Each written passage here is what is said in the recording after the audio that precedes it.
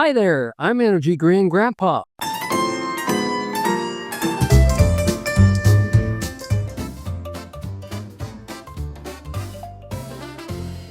Well, I'll be darned. I got some mail today. Let's see who's it from.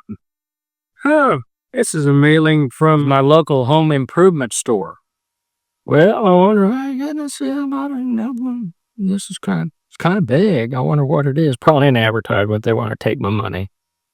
Let me see. Oh, that's kind of interesting. How to become an energy green household. Energy green household, save energy, save money, reduce your household's carbon footprint. I'll be darned. Those are the kinds of things that I've been trying to educate folks on in my various episodes. Well, I wonder where this thing came from. Okay. Well, I know where it came from. It came from me. And, why did I put this together? Because I feel on Energy Green Grandpa, I'm not reached a whole bunch of people. But do you know what I want to do? There are 130 million households in the United States, and I want to get one of these in every one of those households. You're nuts. The guy here is my son, who's also our producer. I'm not nuts. Okay, let's go on. This is a PDF, and this can be found at energygreengrandpa.com on the link bar. And I want to go through this, and first of all, it says how to become an energy green household, and then what are the purposes of this? It says to save energy, to save money, and to reduce your carbon footprint. And I want to talk a little bit about this logo. I was very active in the environmental movement during the 60s and 70s, but even goes back to the early 50s. It goes back to the days that I was a young kid in the Riverside neighborhood of Wichita, Kansas. And my friends and I were fortunate enough to live 2 blocks to the west was the Arkansas River, and lining the river was stabilized sand dunes, grassland sand dunes, and to the east was the Little Arkansas River, and they came in as a confluence about 1.5 miles from us, where the Little Arkansas River went into the Big Arkansas River. We call it the Big Arkansas River. Everybody else in the world just calls it the Arkansas River.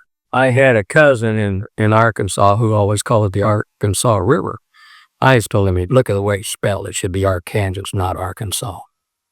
Well, I spent a lot of time along with my friends in the sand dunes, grassland sand dunes along the Arkansas River, and also the riparian woodlands on the Little Arkansas River. There were 2 different kinds of ecosystems. And the grassland ecosystem, we collect snakes and lizards and ornate box turtles. And in the riparian means river, forest, land, woodland. We collected snakes, but we did a lot of observing of squirrels and different kinds of birds and so on. So that started my interest in natural history. After I graduated from college, or from high school, I went on to college at Friends University in Wichita, Kansas, which was a Quaker college, as a biology major. And I was, I'll back up a little bit and tell you that I went to Wichita North High School, and a year ahead of me was a guy by the name of Art Risker. Give you a little history of Art. He graduated from North and then went on to college. Art majored in biology in college and became pretty well renowned as a ecologist and naturalist, worldwide renowned. And then there's probably even better renowned as being a manager of the San Diego Zoo for many, many years. He was highly respected. So then I went to Friends University, and then I studied under Charles Lamb, who was another respected person. He was a naturalist, and he was well known as a nature photographer, one of the best in the country. He was very active with the Audubon Society, and he had several books, and one of them was a natural history guide that was used all over the country, and a field guide in natural history, which also was used around the country. And then he took us all on field trips, and I had experience of going from the deserts of Great Bend National Monument to the grassland, to the woodlands and the streams of Wisconsin with him. The field experience that I had in Wisconsin was in woodlands and streams. And there was a young naturalist there who was working on his PhD in biology at the University of Michigan. And his name was Bill Stapp. Later on became Dr. Bill Stapp.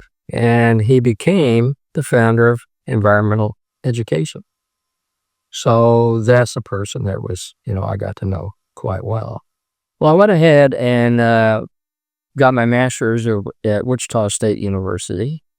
And my degree was in science education, who I studied under John Nichol with. And then my second major there, or second emphasis, was biology and geology, which were the sciences of that. Another pretty well-known person was Dr. Paul Tash, who I studied geology under. And he did a lot of studies in Antarctica and worked on plate tectonics. And then after that, I started teaching high school.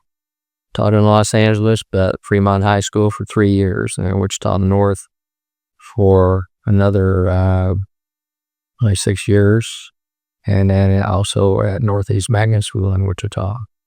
Then for 30 years, I taught biology at Friends University and was quite active, particularly in our environmental sciences, environmental education. So that's kind of my background there. Coming back to this, then, we'll take a look at this. Before we do this, let me explain this logo. It was a famous logo during the Earth Day, the first Earth Day years, the 60s and 70s. And it had a representation here. The logo was the outside was the Earth, but you could also make an E out of it. And that was environment, ecology, and energy. And so the focus then was on the environment, the ecology, and the energy interactions on Earth. And that was the whole focus that we had during those times. Now we have as an introduction to this pamphlet that greenhouse gases trap heat, creating a warmer planet. Since the late 19th century, human activities have been responsible for almost all the atmospheric as greenhouse gases, mainly carbon dioxide. In the United States, these emissions result from burning fossil fuels, such as coal, oil, and natural gas, for electricity, heat, and transportation. And a source of this information was the Environmental Protection Agency. Well, some people say this is a political statement. I said, no, it's not a political statement. It's a STEM statement. Science, technology, engineering, and math. For more than 50 years, science and mathematics has been working on a particular problem of particularly the molecule of carbon dioxide, which can trap energy and retain that energy and then release it. Because as we talked in the very episode here, that carbon dioxide is very important to some extent on Earth, but also if it has too much carbon dioxide, you can call this global warming. So that is basically the intent of the thing. And so science and mathematics have defined the problem, and engineering and technology are solving the problem. I'm going to come down here. There are more than 130 million households in the U.S., and they are major contributors to the Earth's carbon load, referred to as the carbon footprint. And that's from the U.S. Census Bureau. When we talk about a household, and we talk about 130 million households, the average household in the United States is about 70% energy efficient. The other 30% is wasted energy.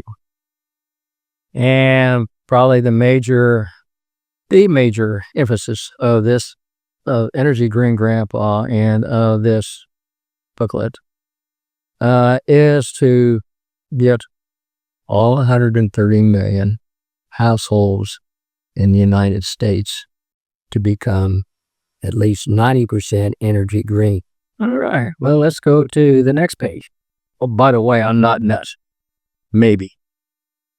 If your household is energy green, a goal that you would want to do is to have every household in your community to become an energy green community.